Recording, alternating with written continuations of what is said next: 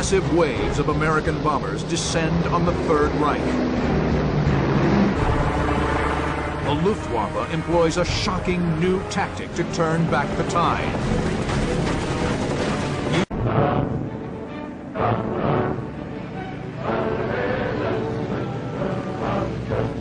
April 7, 1945.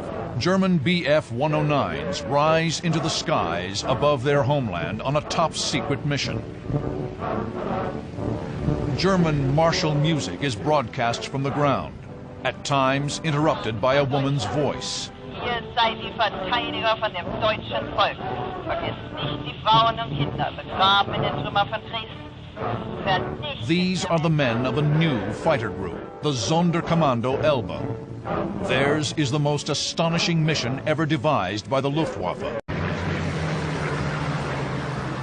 Group Commander Colonel John Herboth is in the cockpit of the lead plane, the Palace of Dallas. No one aboard the gleaming Liberator can possibly imagine what is about to happen. The Sonderkommando Elbe was born of Germany's near-complete devastation wrought by the Allied strategic bombing offensive.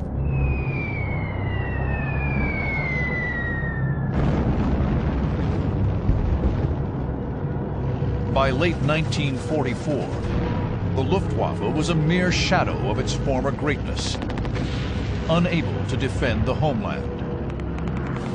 The Luftwaffe was going downhill rather quickly toward the end of the war. One of the problems is they had lost a lot of their command pilots.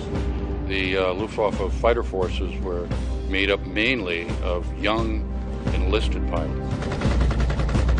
Desperate action was needed. A young colonel named Hajo Hermann delivered an audacious proposal: send hundreds of Bf-109s skyward, not to shoot down American bombers, but to ram them. It was supposed to be shocking. The Americans were supposed to be shocked. They were supposed to have such fear that they would say, no, we are not flying anymore.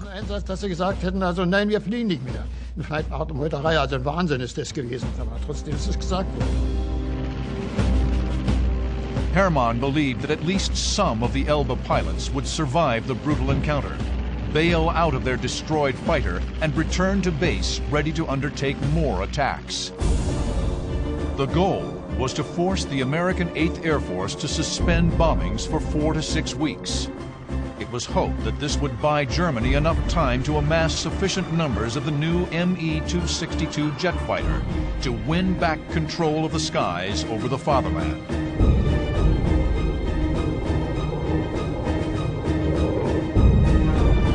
A call for volunteers was sent out on March 7, 1945.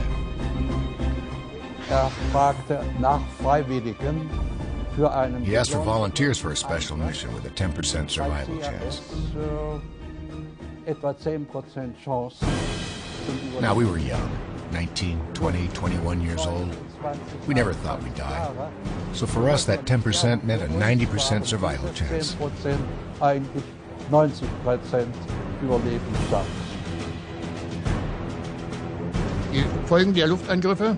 The consequences of the bombings, especially dead women, dead children, and dead elderly, triggered sharp emotions. I thought I had to do something.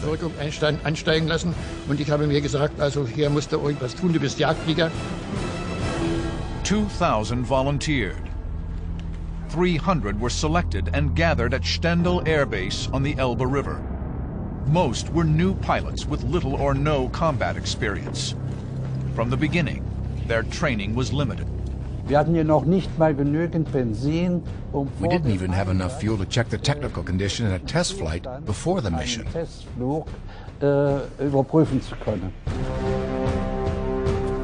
Nevertheless, permission to proceed is granted by Adolf Hitler. A date for the first attack is selected: April 7, 1945.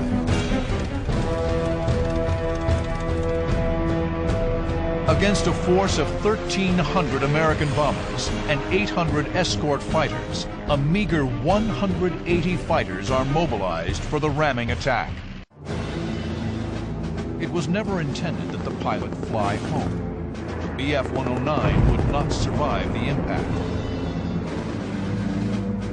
The most an Elba volunteer could hope for was to somehow survive the crash and bail out. Despite the extreme danger of the tactic, Elba pilots did not view themselves as suicide pilots or kamikazes. The Japanese pilots had explosives in their airplanes, and with that had to sacrifice themselves. But we Elba pilots use our airplane as a weapon. The Bf-109 and its metal propeller that served as a saw. We hoped we would have the opportunity to get out with a parachute. 7,000 feet above, Sonderkommando Elba pilot Heinrich Rossner spots the bombers of the 389th. He's alone.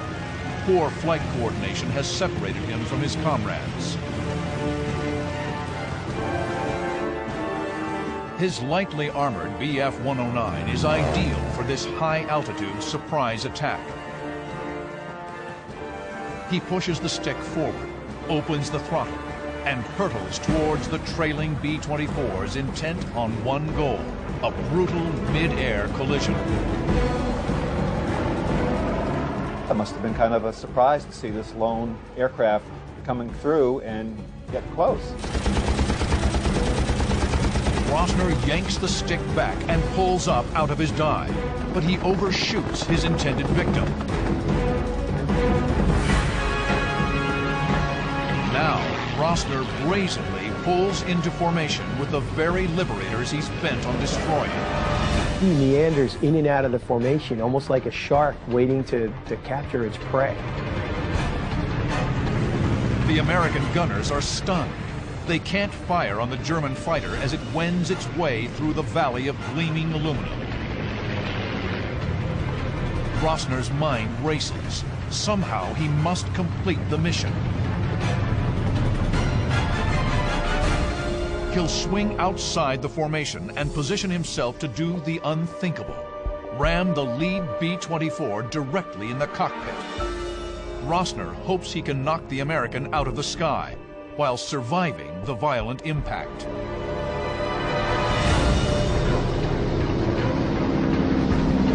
Rossner jams the stick left. In the cockpit of the Pallas of Dallas, Herboth and pilot Bob Dallas sight the 109 as it banks back to the right, directly towards them. Like a steel battering ram,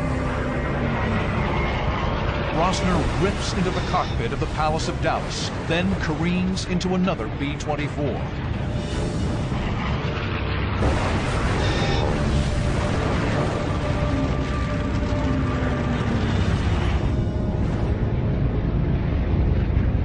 The moving mass of the 109's 6,000-pound airframe slices through the thin aluminum and steel framework of the bombers.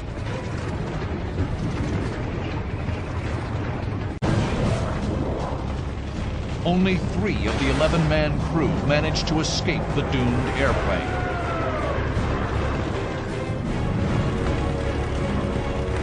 In the deputy lead plane, pilot Walter Kunkel fights to survive. Immediately, the plane starts in a dive. First Lieutenant Kunkel is using rudder, yoke, anything he could possibly do to fly the airplane. The Liberator is unresponsive. It continues a slow outside loop. The airplane is nosing over, creating extensive negative Gs. They are up in their seats, they're out, they're reaching down for the yoke. As the airplane totally noses over, almost fully on its back, pulling negative Gs, huge motions now start breaking the airplane apart violently.